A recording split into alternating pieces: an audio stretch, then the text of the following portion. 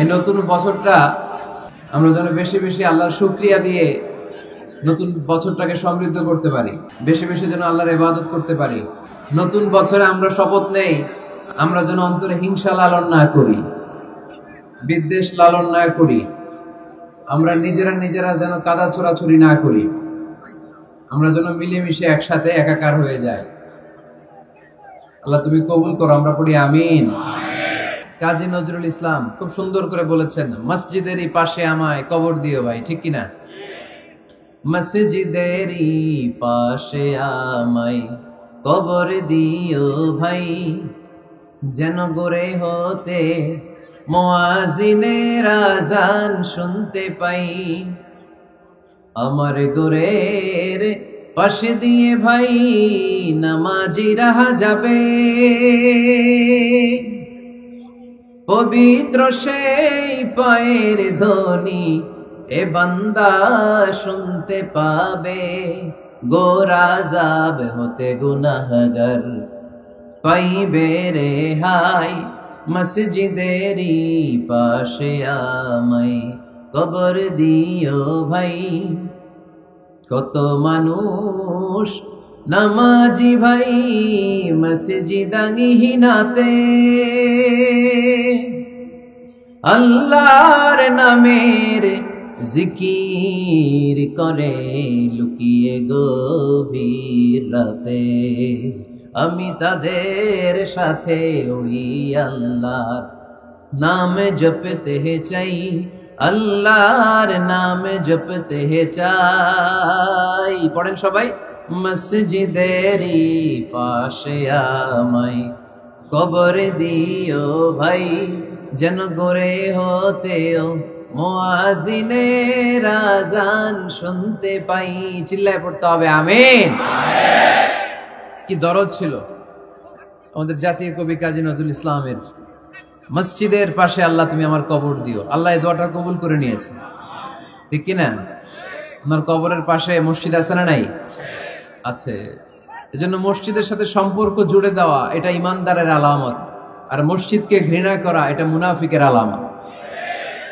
এজন্য আমরা যেন আমাদের হৃদয়টাকে মসজিদের সাথে জুড়ে দেই, মসজিদের সাথে যেন সুসম্পর্ক থাকে। মসজিদ সবার, মসজিদ নিয়ে দলাদলি নাই। দলাদলি আছে অনেক জায়গায়, হানাফি মসজিদ, আহলে হাদিস মসজিদ এরকম আমরা দেখি বা শুনি, এটা ঠিক না। হানাফি মসজিদ বলে কোনো কথা নাই, আহলে হাদিস মসজিদ বলে কোনো কথা নাই। মসজিদ সবার। ছোট্ট খাট্ট বিষয় নিয়ে মসজিদে মারামারি, একজন হাত তোলে আরেকজন তোলে না, কিলাকিলি আছে না নাই? একজন বলে জোরে আমিন, আরেকজন আস্তে আমিন, মারামারি আছে না নাই? এগুলো কি মারামারি করার কোনো বিষয়? কথা বলেন। সালাতে ফরজ আছে, ওয়াজিব আছে, সুন্নাহ আছে।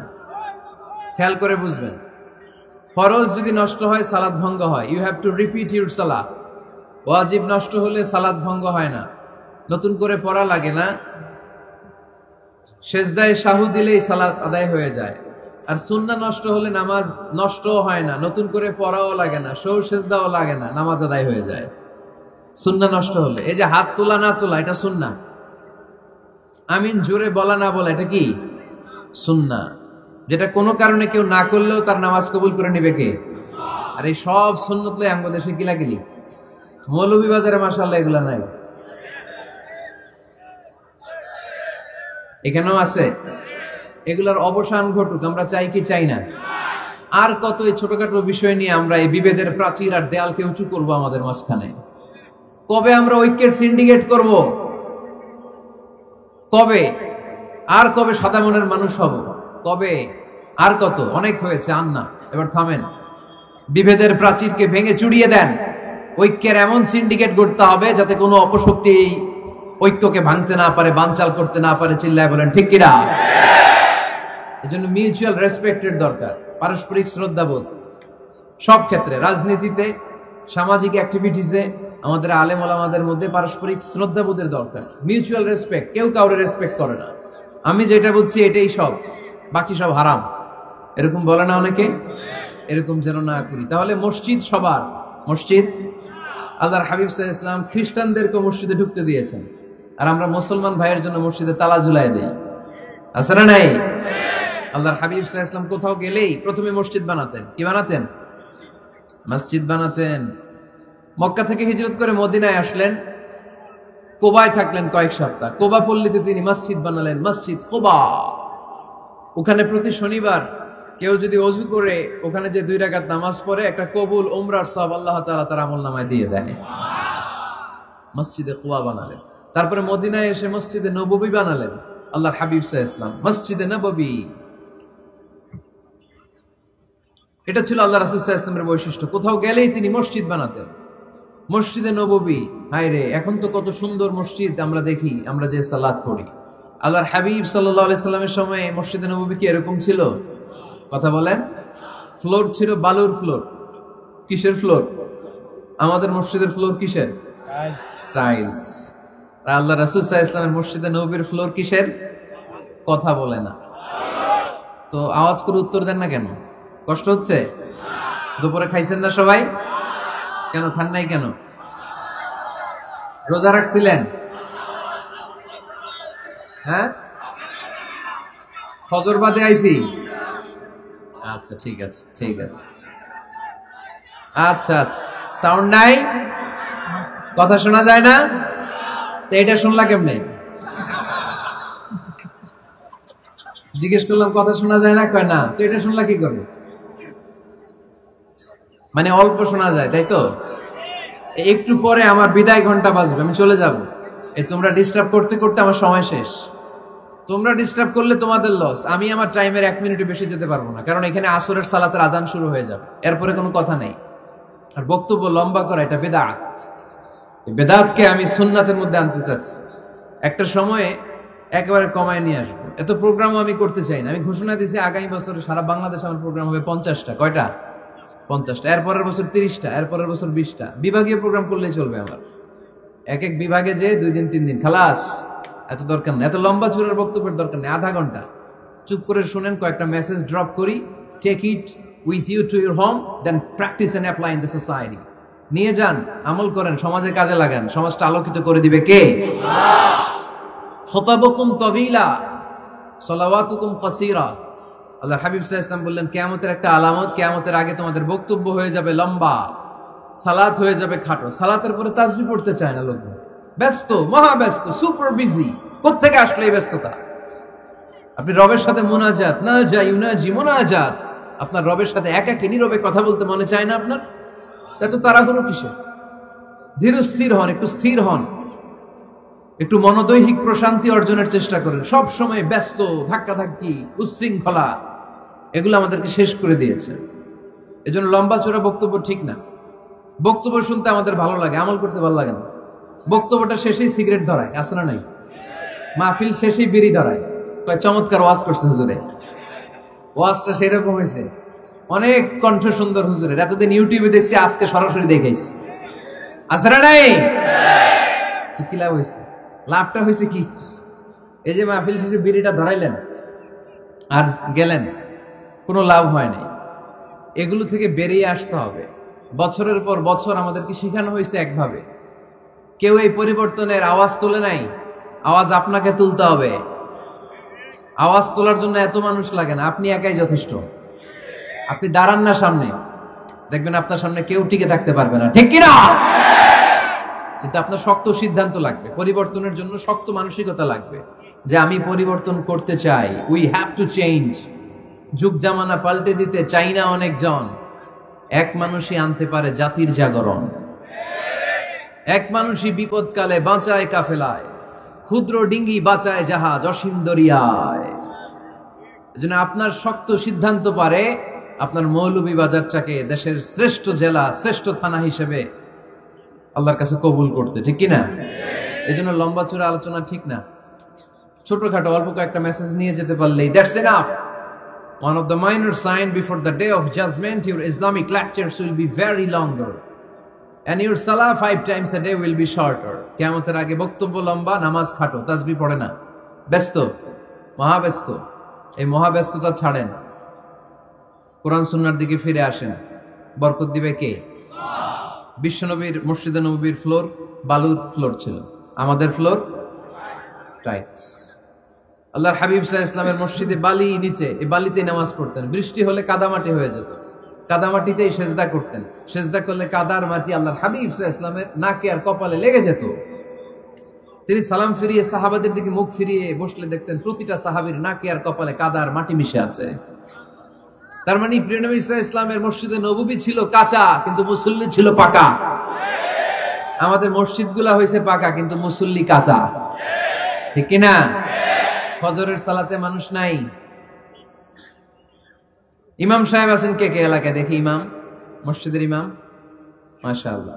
আপনাদের এখানে ওই মসজিদে ফজরের নামাজে কয় কাতার হয়? 5 জন 6 জন? কেনে এত কম? কেনে? হ্যাঁ, আসে না, আসতে চায় না লোকজন। তো এই যে 5-6 জন ফজরের সালাতে, কল্পনা করতে পারেন ফজরের সালাতে এত কম লোক। যেদিন ফজরের জামাতের দৃশ্য আর জুমার নামাজের দৃশ্য একরকম হয়ে যাবে, ওই দিনই বাংলাদেশে ইসলাম কায়েম হয়ে যাবে। এখন স্লোগান তোলে বিপ্লব বিপ্লব, ইসলামে বিপ্লব। আর ফজরের সময় আমি কম্বলের ভিতরে, আছে না নাই? কোনো বিপ্লব হবে না। ফজরের নামাজ জামাতে পড়ুন, সকালটারে বরকতময় করে দিবে কে?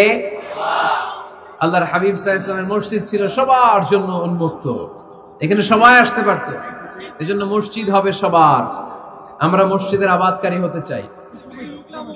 এজন্য রাব্বুল আলামিন বলেন, ইন্নামা ইয়া'মুরু মাসাজিদাল্লাহি মান আমানা বিল্লাহি ওয়াল ইয়াউমিল আখির ওয়া আকামাস সালাতা ওয়া আতাজ যাকাতা ওয়া লাম ইয়াখশা ইল্লাল্লাহ فعسى أولئك أن يكونوا من المهتدين। সুবহান আল্লাহ পড়েন।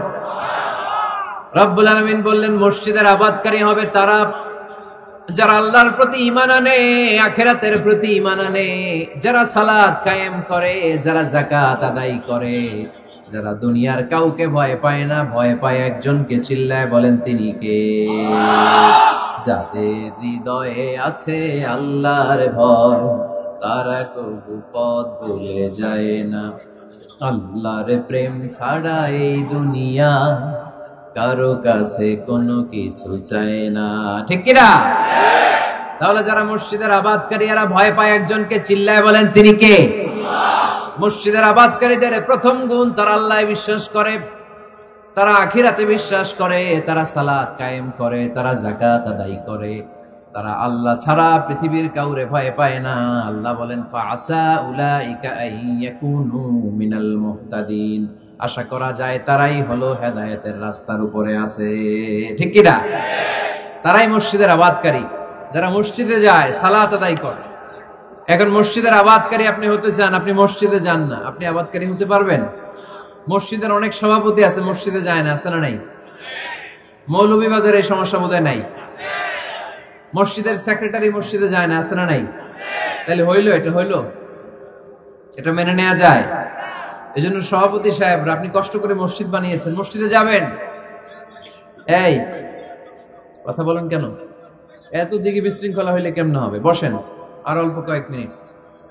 সভাপতি সাহেব আপনি মসজিদে যাবেন, সেক্রেটারি সাহেব আপনি মসজিদে যাবেন, তাহলে আপনি সঠিক মসজিদের আবাদকারী হবেন, ঠিক কিনা? আমরা মসজিদের আবাদকারী হতে চাই ইনশাআল্লাহ। পড়েন উমরানুল মাসাজিদ। মসজিদের আবাদ কি করে করতে হয়? মসজিদ আবাদ করার 1 নাম্বার মাধ্যম হচ্ছে মসজিদ নির্মাণ করা। কি করা? নির্মাণ করা। খেয়াল করবেন, আল্লাহর হাবিব সাল্লাল্লাহু আলাইহি ওয়াসাল্লাম বলেছেন, মান বানা মসজিদান মিন মালিহি ফিদ দুনিয়া বানাল্লাহু লাহু বাইতান ফিল জান্নাহ। যে ব্যক্তি নিজের পকেটের টাকা খরচ করে দুনিয়াতে মসজিদ বানায়, আল্লাহ তাআলা তার জন্য জান্নাতে ঘর বানায়। 60টা জিনিস মানুষ মরে যাওয়ার পরে তার কবরে পৌঁছতে থাকে।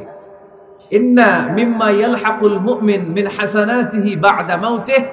মানুষ মরে যাওয়ার পরেও যে 60টা জিনিস তার কবরে পৌঁছায়, তার মধ্যে একটা হচ্ছে মসজিদান বানাহু। সে যে মসজিদ বানিয়ে গিয়েছে, ওই মসজিদের সওয়াব। সুবহানাল্লাহ পড়ে। আপনি টাকা দিয়ে মসজিদ বানিয়ে দিলেন, ওই মসজিদে মুসল্লিরা নামাজ পড়ে, রোজাদাররা এসে ওখানে ইফতার খায়, তাহাজ্জুদ আদায়কারীরা তাহাজ্জুদ পড়ে, তাদের সওয়াবের কমতি হবে না, কিন্তু তাদের সওয়াবের একটা পার্সেন্টেজ সওয়াব যে ব্যক্তি মসজিদ বানালো তার আমলনামায় আল্লাহ ঢুকিয়ে দেয়। এজন্য বেশি বেশি মসজিদ বানাতে রাজি আছেন তো? তাহলে মসজিদ আবাদ করার প্রথম মাধ্যম হচ্ছে মসজিদ বানানো। 2 নাম্বার মাধ্যম হচ্ছে মসজিদে যে জামাতে সালাত আদায় করা। জামাতে। সালাতুল জামাআ তাফদুলু সালাতাল ফাযযি ব27 দারাজা। ঘরে নামাজ পড়লে একা একা পড়লে যেই সওয়াব, জামাতে পড়লে 27 গুণ বেশি সওয়াব। সুবহানাল্লাহ বলতে পারলেন না? হে নামাজি আমার ঘরে নামাজে পড়ো আজ, দিল মে তোমার চরণ তলে হৃদয় যায় নামাজ। হে নামাজি আমার ঘরে নামাজে পড়ো আজ, দিল মে তোমার চরণ তলে হৃদয় যায় নামাজ। পড়েন আল্লাহু আকবার। কি সুন্দর লিখেছেন কাজী নজরুল ইসলাম। মসজিদ কেমন যেন মসজিদ তার নিজের ভাষায় আল্লাহর কাছে কেঁদে কেঁদে ফরিয়াদ জানায়, আল্লাহ নামাজিরা আমার ঘরে আসে না, কি সুন্দর টাইলস, কি সুন্দর মুসল্লা, কি সুন্দর এয়ার কন্ডিশন, সব আছে কিন্তু মুসল্লি নাই, ঠিক কিনা? মসজিদগুলো আল্লাহর কাছে ফরিয়াদ জানায়। এজন্য আমরা যেন মসজিদ মুখী হই। কি মুখী? আওয়াজ করে বলতে হবে, কি মুখী? মসজিদ মুখী। তাহলে মসজিদ আবাদের 1 নম্বর পদ্ধতি মসজিদ বানানো, 2 নম্বর মসজিদে বেশি বেশি যে জামাতে সালাত আদায় করা, 3 নম্বরে মসজিদের সাথে সম্পর্ক জুড়ে দেওয়া, হৃদয়টা যেন সবসময় মসজিদের সাথে লেগে থাকে। আল্লাহর হাবিব সাল্লাল্লাহু আলাইহি ওয়াসাল্লাম বললেন, সাবআতুন ইউযিল্লুহুমুল্লাহু ফি যিল্লিহি ইয়াওমা লা যিল্লা ইল্লা যিল্লু। 7 শ্রেণীর ব্যক্তিকে আল্লাহ তাআলা কিয়ামতের দিন আরশের নিচে ছায়া দিবে, যেদিন আল্লাহর আরশের ছায়া ছাড়া কোনো ছায়া পৃথিবীতে থাকবে না। সেই দিনটা কি এই দিনের মতো? কিয়ামতের দিনটা আজকের এই দিনের মতো হবে? 50,000 বছর হবে। এটা লেন্থ, এটা ডিউরেশন। কাআন সাফসাফা লা তারা ফিহা ইওয়াজা ওয়ালা আমতা, লেভেল প্লেইং ফিল্ড, তামার জমিন। একটু কল্পনা করেন তো ওই দিনটা কত ভয়ঙ্কর। বাবা ছেলেরে চিনবে না ওই দিন, ছেলে বাবারে চিনবে না, স্ত্রী স্বামীকে চিনবে না, স্বামী স্ত্রীকে চিনবে না, পীর সাহেব মুরিদ চিনবে না, মুরিদ পীর সাহেবকে চিনবে না, নেতা কর্মীকে চিনবে না, কর্মী নেতাকে চিনবে না। হায় হায়, ইয়া নাফসি বলে কাঁদবে। সূর্যটা মাথার কাছে চলে আসবে, সূর্যের তাপে মাথার মগজগুলো গলে গলে নাকের ছিদ্র আর কানের ছিদ্র দিয়ে টপ টপ করে বেয়ে বেয়ে পড়বে। তৃষ্ণায় মানুষগুলো পাগল পাড়া, জিহ্বাটা বের হয়ে নাভি পর্যন্ত ঝুলতে থাকবে। সেদিন সবাই পাগলের মতো ছুটতে থাকবে, কোনো ছায়া নাই আল্লাহর আরশের ছায়া ছাড়া। আল্লাহর হাবিব বললেন, 7 শ্রেণীর ব্যক্তিকে আল্লাহ তাআলা আরশের নিচে ছায়া দিবেন। এর মধ্যে 1 শ্রেণীর ব্যক্তি, রাজুলুন কলবুহু মুআল্লাকুন বিল মাসাজিদ, ওই ব্যক্তি যার হৃদয়টা সবসময় আল্লাহর মসজিদের সাথে লেগে থাকে। মসজিদের সাথে যার হৃদয় লেগে থাকে তাকে আরশের নিচে ছায়া দিবে কে? এজন্য মসজিদের সাথে যেন আমাদের হৃদয়গুলো লেগে থাকে। অনেকেই দেখবেন এত ভালো নামাজে, জোহর পরে টেনশন করে আসরটা কই পড়বো, আসর পরে চিন্তা করে মাগরিবের সময় আমি কোথায় থাকবো, মাগরিবের সময় টেনশন, ইস এশাটা হয়ে গেলেই তো শেষ। এরকম লোক আছে না নাই? এদেরকে সেই কঠিন ভয়াবহ দিনে আরশের নিচে ছায়া দিবে কে? তারপরে মসজিদ আমাদের 4 নম্বর পদ্ধতি, মসজিদকে পরিচ্ছন্ন রাখা, মসজিদকে ঝাড়ু দেয়া। মসজিদকে যারা পরিষ্কার করে তাদের হৃদয়ের যন্ত্রণা দূর করে দেয় কে? সাইয়েদনা ইব্রাহিম আলাইহিস সালাম এবং ইসমাঈল আলাইহিস সালামকে আল্লাহ তাআলা আদেশ করেছেন, তাহহিরা বাইতিয়া লিত-তাইফিনা ওয়াল আকিফিনা ওয়ার রুকআইস সুজুদ। হে ইব্রাহিম, ইসমাঈল, বাপ বেটা দুইজন মিলে মসজিদ ঝাড়ু দাও। কি ঝাড়ু দাও? মসজিদেরি ঝাড়ু বড়দার, ও কামারে হাত শোনো আমারে মুনাজাত। পড়েন, শোনো শোনো ইয়া ইলাহি আমারে মুনাজাত, শোনো আমারে মুনাজাত। পড়েন আমিন। মসজিদ ঝাড়ু দেওয়া মসজিদ আমাদের অন্তর্ভুক্ত। আপনারা কেউ কোনোদিন মসজিদ ঝাড়ু দিয়েছেন নাকি? কে কে দিয়েছেন দেখি? সবাই মসজিদের খাদেম? মাশাআল্লাহ। আমিও দিছি মসজিদ ঝাড়ু, অনেক দিছি। মাশাআল্লাহ, আল্লাহ তুমি কবুল করো। যাদের হৃদয়ে বড় জ্বালা, ফ্যামিলিতে সুখ নাই, শান্তি নাই, তারা হৃদয়ে প্রশান্তি আনতে চাইলে এতিমখানায় যাবেন, এতিমের মাথায় হাত বুলিয়ে দিবেন, এতিমের মুখে খাবার তুলে দিবেন, আপনার হৃদয়টারে নরম করে দিবে কে? আল্লাহর ঘর মসজিদে যাবেন, নিজ হাতে মসজিদটা একটু পরিষ্কার করে দিবেন, আপনার জীবনটারে উজালা করে দিবে কে? তাহলে এগুলো করার মাধ্যমে আমরা মসজিদের আবাদ করতে চাই। আমরা মসজিদের আবাদকারী হতে চাই কি চাই না? আল্লাহর ঘর মসজিদ আবাদ করার মতো শ্রেষ্ঠ কাজ পৃথিবীতে হতে পারে না। এই মসজিদের কিছু আদব আছে, আল্লাহ রাসূল সাল্লাল্লাহু আলাইহি ওয়াসাল্লাম বলেছেন এই আদবগুলো মেনটেন করে যেন আল্লাহর ঘর মসজিদের সাথে আমরা ব্যবহার করি। মসজিদের 1 নম্বর আদব হচ্ছে মসজিদে ওযুর সাথে প্রবেশ করা। কিসের সাথে? ওযু করে পরিচ্ছন্ন হয়ে মসজিদে প্রবেশ করা।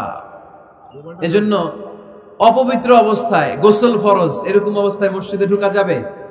কথা বলেন, ঢোকা যায়? যেই নারীদের মাসিক চলতেছে, মেনস্ট্রুয়েশনাল পিরিয়ড চলতেছে, ওই নারীদের পক্ষে মসজিদে ঢোকা জায়েজ আছে? নাই। তাহলে এটা হলো 1 নম্বর আদব। মসজিদে ঢোকার সময় কি করে ঢুকবো? ওযু করে। আওয়াজ করে বলেন, কি করে ঢুকবো? ওযু করে। 2 নম্বর আদব হচ্ছে মসজিদে যাওয়ার সময় সবচেয়ে ভালো জামাটা পরে যাব, সবচেয়ে ভালো পাঞ্জাবিটা পরে যাব। জানতো আপনারা? না সবচেয়ে সিরাটা পরে যান? হ্যাঁ, অনেকের নামাজের জন্য একটা পুরান জামা আছে, সিরা পাড়া, এদিকে হাত উঠালে এদিকে দেখা যায়, আছে না নাই? সবচেয়ে সিরা পাড়াটা রাখে নামাজের জন্য, কপাল পোড়া। আর সুন্নতে খাতনার অনুষ্ঠানে গেলে মাশাআল্লাহ লেহেঙ্গা গায়ে দিয়ে যায়, আছে না নাই? না, আপনি ইবাদতের জন্য সবচেয়ে সুন্দর জামাটা রাখবেন। এজন্য রাব্বুল আলামিন বলেন, ইয়া বানি আদম খুযু যিনাতাকুম ইনদা কুল্লি মসজিদ। ও বনি আদম, তুমি যখন আল্লাহর ঘর মসজিদে ঢুকবা, ও বনি আদম, তুমি যখন নামাজের মুসল্লায় দাঁড়াবা, তোমার সবচাইতে দামি, সবচাইতে সুন্দর জামাটা গায়ে দিয়ে তুমি নামাজে দাঁড়াও। ঠিক কি না? তাহলে এখন মসজিদে যাওয়ার সময় কি গায়ে দিয়ে যাবেন বলেন? ফিতা করবাই? হ্যাঁ, মাশাআল্লাহ। হ্যাঁ, সবচেয়ে ভালো কাপড়টা আয়রন করে পারফিউম মেখে তারপরে আমরা যাব। রাজি আছেন তো? 3 নম্বর আদব হচ্ছে মসজিদে ঢোকার সময় বাম পা দিয়ে ঢুকতে হয়।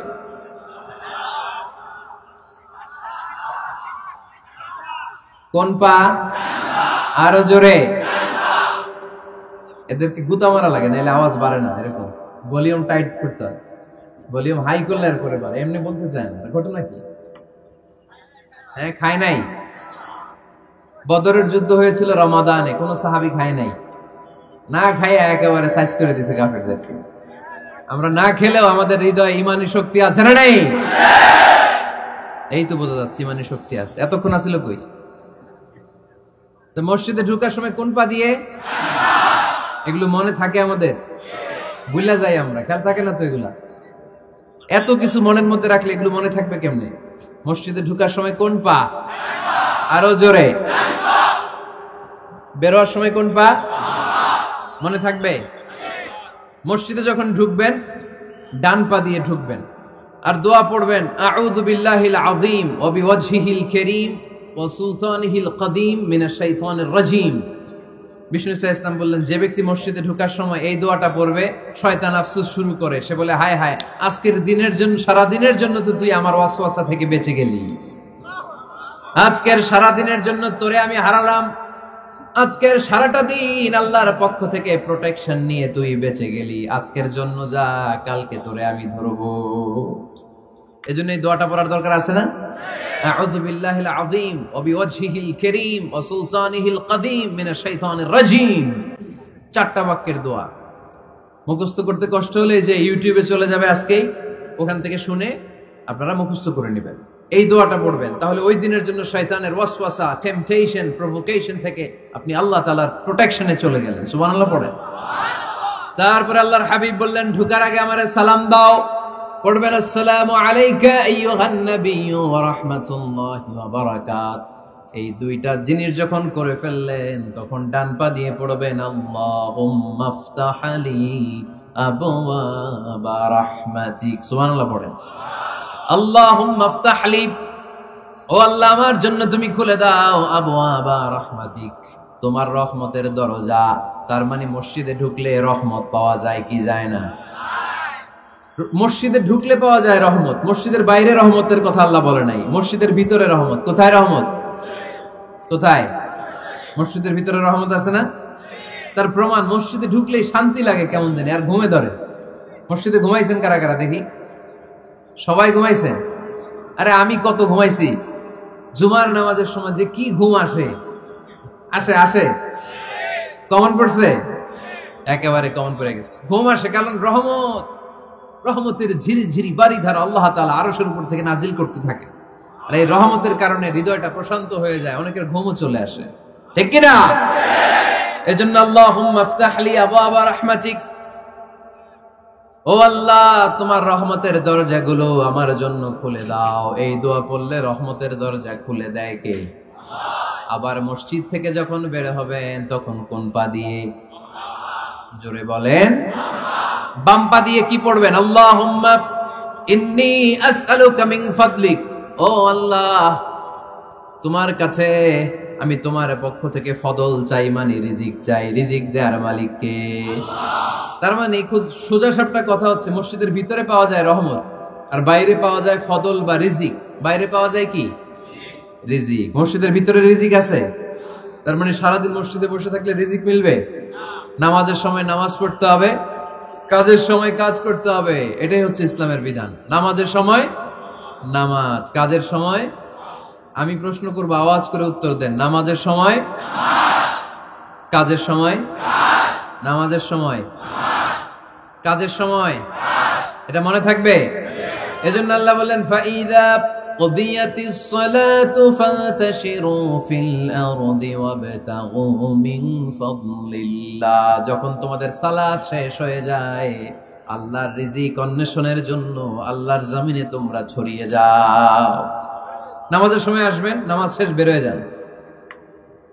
ফান্তাশিরু ফিল আরদ, জমিনে ছড়িয়ে পড়ো। নামাজ শেষ, চেয়ারম্যান সাহেব চলে যাবে ইউনিয়ন পরিষদের ভেতরে, ছাত্ররা চলে যাবে হাই স্কুলে, মেম্বার অফ দ্য পার্লামেন্ট চলে যাবে সংসদে, সেনাবাহিনীর লোকেরা চলে যাবে ক্যান্টনমেন্টে, ব্যবসায়ীরা চলে যাবে তাদের বাজারে, সিএনজি ওয়ালারা সিএনজি নিয়ে ব্যবসা শুরু করবে, রাস্তায় নেমে যাবে। চিল্লায় বলেন ঠিক কিনা? এটাই ইসলামের বিধান। নামাজের সময় নামাজ, কাজের সময়। আচ্ছা, তাহলে প্রথম সুন্নাত পেলাম, পবিত্র হয়ে ঢুকবো, ভালো জামা পরে ঢুকবো। 2 নাম্বার। 3 নাম্বার, ঢুকার সময় কোন পা? বের হওয়ার সময়। 4 নাম্বার, মসজিদে ঢুকে 2 রাকাত। মসজিদে ঢুকে কয় রাকাত পড়েন আপনারা? তাহিয়াতুল মসজিদ। মসজিদে আপনি ওয়েলকাম জানাবেন, ঢুকেই 2 রাকাত পড়বেন, ওযু করলেই 2 রাকাত। আল্লাহর হাবিব সাল্লাল্লাহু আলাইহি ওয়াসাল্লাম মসজিদে নববীতে জুমার খুতবা দিচ্ছেন। খুতবা চলাকালীন সময়ে এক সাহাবী এসে মসজিদের মধ্যে বসে পড়লেন। আল্লাহর হাবিব সাল্লাল্লাহু আলাইহি ওয়াসাল্লাম সাহাবীরে বললেন দাঁড়াও। সাহাবী দাঁড়ালেন। আল্লাহর নবী জিজ্ঞেস করলেন কেন বসে পড়লা, 2 রাকাত পড়ছো নাকি? সাহাবী বলে পড়ি নাই। বিশ্বনবী বললেন তাহলে তাড়াতাড়ি 2 রাকাত নামাজ পড়ে বসে যাও। সুবহানাল্লাহ। পড়ো। 2 রাকাত পড়ো নাই তো পড়ো, দাঁড়াও, তারপরে বসো। দেখেন খুতবা চলাকালীন সময়ে আমাদের খতিবরা কখনো খুতবা থামায়? কথা বুঝেন নাই? জুমার খুতবা আপনারা শুনেন না? খুতবা চলতেছে, ওই মুহূর্তে ইমাম সাহেবরা কখনো খুতবা থামায়? মাঝখানে কোনো ঝামেলা হলে থামায় না। প্রথম খুতবা শেষ, বসে, তারপরে দ্বিতীয় খুতবা। খুতবার মাঝখানে কোনো থামাথামি নাই। কিন্তু আল্লাহর হাবিব সাল্লাল্লাহু আলাইহি সাল্লাম কেমন খতিব ছিলেন দেখেন। আল্লাহর হাবিব সাল্লাল্লাহু আলাইহি সাল্লামের খুতবা দেওয়ার স্টাইল এন্ড অ্যাটিটিউড এবং আমাদের খুতবা দেওয়ার স্টাইল এন্ড অ্যাটিটিউড, আল্লাহ রাসূল সাল্লাল্লাহু আলাইহি সাল্লামেরটা কত প্রাণবন্ত ছিল। আল্লাহ রাসূল সাল্লাল্লাহু আলাইহি সাল্লাম সোসাইটি ওরিয়েন্টেড একজন পার্সোনালিটি ছিলেন, সমাজের মানুষ কেন্দ্রিক, খুব সামাজিক ছিলেন আল্লাহ রাসূল সাল্লাল্লাহু আলাইহি সাল্লাম। তিনি দেখলেন একজন বসে পড়ছে, উনি খুতবা থামায় দিলেন। জুমার খুতবা থামায় বললেন এই নামাজ পড়ছো না, পড়ো 2 রাকাত পড়ো। আবার খুতবা শুরু করলেন। সুবহানাল্লাহ পড়বেন না? একবার তিনি খুতবা দিচ্ছেন, দেখলেন আল্লাহ রাসূল সাল্লাল্লাহু আলাইহি ওয়াসাল্লামের 2 জন নাতি হাসান আর হুসাইন রাদিয়াল্লাহু তাআলা আনহুমা, ছোট্ট মানুষ, কাতারের ভিতরে ঢুকে কোন সাহাবী টুপি টান দেয়, কারো পাগড়ি ধরে টান দেয়, একজন এদিকে দৌড় দেয়, আরেকজন ওদিকে দৌড় দেয়। মসজিদে একটা ডিস্টার্ব হচ্ছে। আল্লাহর হাবিব সাল্লাল্লাহু আলাইহি ওয়াসাল্লাম খুতবা থামিয়ে দিলেন, মিম্বার থেকে নেমে আসলেন, 2 নাতিকে 2 হাতে ধরলেন, ধরে আস্তে করে জান্নাতের এই 2 সর্দারকে নিয়ে মিম্বারের উপরে দাঁড়ালেন। এই হাতে এই নাতি, ওই হাতে আরেক নাতি। এরপর দাঁড়িয়ে দাঁড়িয়ে তিনি বাকি খুতবা দিলেন। পড়েন সুবহানাল্লাহ। কত প্রাণবন্ত খুতবা। উনিও খুতবা দিতেন, আমরাও খুতবা দেই। আল্লাহর হাবিব সাল্লাল্লাহু আলাইহি ওয়াসাল্লাম খুতবা দিচ্ছেন, এক সাহাবী এসে বলল ইয়া রাসূলুল্লাহ, মদিনায় দুর্ভিক্ষ, বৃষ্টি নাই, আপনি বৃষ্টির দোয়া করেন। রাসূল সাল্লাল্লাহু আলাইহি ওয়াসাল্লাম খুতবা থামায় দিলেন। থামাই দিয়ে দোয়া শুরু করলেন, আল্লাহুম্মা আসকিনা গাইসান মুগীসান মারিআন মুরিআন নাফিআন গায়রা দার আজিলান গায়রা আজিল। আল্লাহ উপকারী বৃষ্টি দেন, যে বৃষ্টিতে আমাদের ফসল জন্মাবে, সবুজ ঘাস লতা পাতা জন্মাবে, আমাদের গবাদি পশুর রিজিক বাড়বে, এরকম উপকারী বৃষ্টি আমাদেরকে দিয়ে মদিনাটারে ধন্য করে দেয়। বৃষ্টি শুরু হলো, জুমাবার বৃষ্টি, শনি রবি সোম মঙ্গল বুধ বৃহস্পতি শুক্র, টানা 7 দিন বৃষ্টি। এবার বৃষ্টির চোটে মদিনায় বন্যা হয়ে গেছে। এতদিনে দুর্ভিক্ষ, এতদিনে কি, এখন বৃষ্টির বরকতের দোয়া করছে, বৃষ্টিতে এবার বন্যা। যেই সাহাবী বৃষ্টির জন্য দোয়া করতে বলেছিলেন, পরের জুমাবারের খুতবার সময় এসে ওই সাহাবী বলেন, ইয়া রাসূলুল্লাহ, আবার খুতবার মাঝখানে, ইয়া রাসূলুল্লাহ, আর বৃষ্টির দরকার নাই, আর দরকার নেই, এবার বৃষ্টি বন্ধের দোয়া করেন।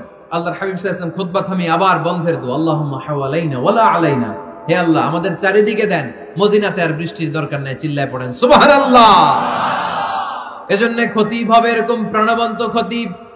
সমাজে কি চলে, কি ক্রাইসিস, কি সংকট, ইয়াংরা কোন সমস্যায় ভোগে, আমাদের রাজনৈতিক অঙ্গনে কি সমস্যা, আমাদের অর্থনৈতিক অঙ্গনে কি সমস্যা, আমাদের সামাজিক অঙ্গনে কি সমস্যা, আমাদের পরিবারগুলোর ভেতরে কি ঝামেলা, প্রত্যেকটা কথা মসজিদের মিম্বার থেকে আসার দরকার আছে না নাই? আল্লাহর হাবিব সাল্লাল্লাহু আলাইহি ওয়াসাল্লাম এভাবেই সমাজকে ঠিক করে দিতেন। 2 রাকাত মসজিদে ঢুকে আজকে থেকে আমরা পড়ব। মসজিদে ঢুকলেই কয় রাকাত মনে থাকবে না ভুলে যাবেন? তারপরে আল্লাহর হাবিব সাল্লাল্লাহু আলাইহি ওয়াসাল্লাম বলেছেন, খবরদার কবরের উপর মসজিদ বানিও না। কবরস্থান একদিকে, মসজিদ আর একদিকে। কিন্তু বাংলাদেশে মসজিদের সাথে কবর মেলানো আছে না নাই? ছোট্ট একটা মসজিদ, কিন্তু এত বড় বাবার কবর আছে না নাই? এগুলো করবেন না আপনি। আগে হবে মসজিদ, পরে কবরস্থান। যেমন মসজিদে নববী হয়েছে আগে, তারপরে বিশ্বনবীর কবর এখানে আছে না নাই? মসজিদে নববী প্রতিষ্ঠিত হয়েছে আগে, পরে বাকি কবরস্থান আছে না নাই? কিন্তু কোন আল্লাহর ওলির কবরস্থানের উপরে যদি মসজিদ বানান, তার উপর লানাত দিয়েছে কে? লাআনা রাসূলুল্লাহ আলাল ইয়াহুদ ওয়ান নাসারা ইত্তাখাযু কুবুর আমবিয়াইহিম মাসাজিদা। আল্লাহর রাসূলের লানত ইহুদি নাসারাদের উপর, কারণ ইহুদি আর নাসারাদের একটা খাসলাত, একটা বৈশিষ্ট্য ছিল, তারা তাদের নবীদের কবরের উপরে মসজিদ বানায় ফেলত। এটা করা যাবে? এজন্য এলাকায় এলাকায় এই ঝামেলা, কবর আর মসজিদ হবে আলাদা। আবার মসজিদের কেবলার দিকে যেন কবরস্থান না হয়, তাহলে শিরক হওয়ার সম্ভাবনা আছে না নাই? খুব সাবধান, আল্লাহ সব মাফ করে কিন্তু শিরক মাফ করে না, ঠিক কিনা? শিরক হচ্ছে মহাপাপ, সব পাপের বাপ। এজন্য আমরা সব করলেও শিরকের গুনাহ মুসলমান কখনো করতে পারে। এরপর আল্লাহর হাবিব বললেন, মসজিদকে পরিষ্কার পরিচ্ছন্ন রাখো, এটাও মসজিদের আদাব। মসজিদে আতর লাগিয়ে দেন, বাখর জ্বালিয়ে দেন। আপনাদের এই এলাকার মধ্যে তো বাখুরের অভাব নাই, আগরের অভাব নাই, ঠিক কিনা? গতকাল প্রোগ্রাম ছিল কই? সুজানগর, আগরের রাজধানী। আগর চিনেননি আপনারা? হ্যাঁ, এই যে দেহনেল উদ পারফিউম, আপনাদের এই যে মাহতাব সাহেবের আল হারামাইন, এরপরে যে আজমল কোম্পানি, এও আপনাদের এই মৌলভীবাজার এলাকার। এরকম অনেক কোম্পানি আছে দুবাই ভিত্তিক, গোটা বিশ্বে ওনারা ব্র্যান্ডিং করেছে। এগুলোর র ম্যাটেরিয়াল, কাঁচামাল যায় হচ্ছে আপনাদের মৌলভীবাজার থেকে। ছেলের বউ শাশুড়ির ওয়াজ গতকাল করছে, শুনে নিন। শাশুড়ি আর বৌমার কিলাকিলি, গতকালের ওয়াজের বিষয় ছিল কি? শাশুড়ি বৌমার কিলাকিলি কি করে থামাবেন, শুনে নিন। আচ্ছা ঠিক আছে, মুফতি সাহেবদের কাছ থেকে জেনে নেবেন এই প্রশ্ন। আমি উত্তর দিলে আবার কিলাকিলি লেগে যাবে বাংলাদেশ। কিলাকিলির দরকার নেই। সম্মানিত ভাইয়েরা, মসজিদ পরিষ্কার পরিচ্ছন্ন রাখবেন, এই বাখুর জ্বালাবেন, দেহনেল উদ, এই পারফিউম গুলো ছড়িয়ে দিবেন।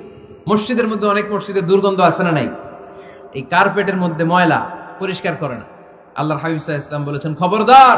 আম্মা জান আয়েশা বর্ণনা করেন, আমার রাসূলুল্লাহ সাল্লাল্লাহু আলাইহি ওয়াসাল্লাম বিবিনাইল মসজিদ ফি দুয়ার ওয়া আন তুতাইয়াবা ওয়া তুনাযাফ। আমরা যেন এলাকা এলাকায় মসজিদ বানাই, মসজিদগুলোকে যেন পারফিউম দিয়ে, আতর দিয়ে সুগন্ধময় করে দেয়। বিশ্বনবী আদেশ করেছেন, সুবহানাল্লাহ পড়ুন।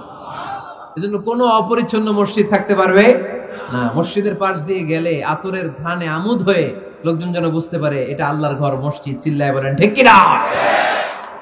এরপরে আল্লাহর হাবিব সাল্লাল্লাহু আলাইহি ওয়াসাল্লাম বলেছেন, মসজিদের আরেকটা আদব হলো মসজিদকে অতিমাত্রায় ডিজাইন না করা। বেশি ডিজাইন করা যাবে না। এমন ডিজাইন করা যাবে না যে এটা মসজিদ বোঝাই যায় না। এত লাইটিং ফাইটিং করে, এটা কি মসজিদ না কমিউনিটি সেন্টার বোঝাই যায় না? আছে না নাই? আছে। এরকম যেন আমরা না করি সম্মানিত ভাইয়েরা। বিশেষ করে মসজিদের সামনের দেয়ালে। কোন দেয়ালে? সামনের দেয়ালটা, কেবলার দিকে যেই দেয়াল, এই দেয়ালটা হতে হবে ফ্রেশ, যাতে করে মানুষের দৃষ্টি আকর্ষণ না করে। প্রায় মসজিদের দেয়ালের মাঝখানে দেখবেন আপনি ক্যালেন্ডার ঝুলায় রাখে, আছে না নাই? মৌলভীবাজারের কি অবস্থা? খিতা খবর আছে? তো এই যে ক্যালেন্ডার ঝুলায় রাখে, ওইখানে দেখবেন বিভিন্ন মসজিদের ছবি, এতিমখানার ছবি, মানুষের ছবি। তো মানুষ নামাজও পড়ে, আবার ওগুলোও তাকায়, আছে না নাই? প্রথম কাতারে পরে ওইখানে কি লেখা, এগুলো পরে, তার ডিস্টার্ব হচ্ছে না?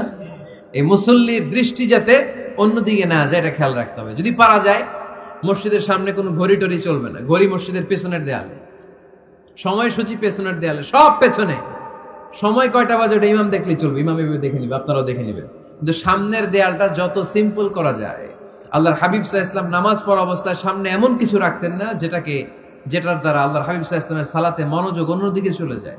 আমরা যখন সালাত পড়ি, যদি অন্যদিকে তাকাই, ফেরেশতার মাধ্যমে আল্লাহ একটা ডাক দেয়, বলে আকবিল, এই বান্দা ফিরে আয়, তোর নজর থাকা দরকার সিজদার জায়গায়, ফিরে আয়। আপনি আবার যখন অন্যদিকে তাকান, আল্লাহ বলে ফিরে আয়, সিজদার দিকে তাকা। আপনি আবার যখন ঘড়ির দিকে তাকান, আল্লাহ বলে আকবিল, ফিরে আয়, সিজদার দিকে তাকা। আপনি যখন আবার অন্যদিকে তাকান, তখন আল্লাহ বলে লা হাজাতা লি ইলা সালাতিক, তোর এই নামাজের দরকার আমার নাই। নাউজুবিল্লাহ পড়বেন না? তোর এই নামাজের দরকার আমার নাই। অজু করে কষ্ট করে যাকে খুশি করার জন্য আপনি সালাতে দাঁড়ালেন, উনি যদি বলে এই নামাজের দরকার নাই, তা কার জন্য নামাজ পড়লেন আপনি? কথা কি বুঝতে পেরেছেন? এই জন্য এলাকার গণ্যমান্য ব্যক্তিবর্গ আছে, আমাদের চেয়ারম্যান সাহেব আছে, আরো অন্যান্য বিজনেস ম্যাগনেটরা আছে, আপনারা মসজিদ যখন নির্মাণ করবেন, সামনের দেয়ালটা যত সাদামাটা হতে পারে ততই ভালো। এমনকি জায়নামাজের মধ্যে এখন কাবা ঘরের ছবি আছে না নাই? আছে না? কি মুসলমান আমরা, নিজের কাবারে নিজে লাথি মারি নামাজের আগে, মনের অজান্তে নিজের কাবাকে নিজে লাথি মারছি। এরকম জায়নামাজ ব্যবহার করা নিষেধ, চিল্লায় বলেন ঠিক কিনা? সাদা ফ্রেশ জায়নামাজ বাজারজাত করেন, আপনাদের সিদ্ধান্তই ওনাদের ব্যবসা বয়কট হয়ে যাবে। আপনারা যদি এখন থেকে মসজিদের মিনারা আর কাবা ঘরের যে প্রতিকৃতি বা ছবি, এরকম ছবি সম্বলিত জায়নামাজ কিনা বন্ধ করে দেন, এদের মার্কেট থাকবে? কথা বলেন। কালকে থেকে আমরা জায়নামাজ কেনার সময় ফ্রেশ জায়নামাজ কিনবো। কোন মসজিদ, কোন মিনার, আমাদের কাবা ঘরের ছবি সম্বলিত কোন জায়নামাজ কিনা যাবে? আওয়াজ করে বলেন, যাবে? যাবে না। এগুলো হচ্ছে মসজিদের আদাব, এগুলো রক্ষা করে মসজিদে ঢোকার দরকার আছে না নাই? পৃথিবীতে 3টা মসজিদ সবচাইতে শ্রেষ্ঠ মসজিদ, কয়টা? আওয়াজ করে বলেন না। 1 নাম্বার মসজিদুল হারাম, ফাওয়াল্লু উজুহাকুম শাতরা, যেখানেই তোমরা নামাজ পড়ো না কেন মসজিদের হারামের দিকে হয়ে নামাজ পড়ো। কিবলা কোন দিকে আজকে? এদিকে, এইদিকে কিবলা। আমি যদি এদিকে হয়ে পড়ি, নামাজ হবে না? হবে না কেন? কারণ কিবলামুখী হয়ে নামাজ পড়া ফরজ, চিল্লায় বলেন ঠিক কিনা? মসজিদুল হারাম পৃথিবীর প্রথম মসজিদ, ওখানে একটা ঘর আছে, ঘরটার নাম হলো কাবা।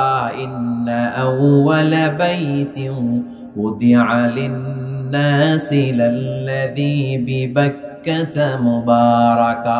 এই পৃথিবীর প্রথম ঘর, যেই ঘরটা স্থাপিত হয়েছে বাক্কা শহরে। বাক্কা মক্কার আগের নাম, এখন শহরের নাম মক্কা, আগে নাম ছিল কি? সবাই বলেন, কি নাম ছিল? বাক্কা। এটা পৃথিবীর আদি ঘর, সব নবীদের পরশধন্য পদধূলিতে এই জায়গাটা বরকতময় হয়েছে। এটা এমন ঘর, যেই ঘরের চারদিকে 1 রাকাত নামাজ পড়লে 1 লক্ষ রাকাতের সওয়াব পাওয়া যায়। হজ উমরা করেছেন কে কে দেখি?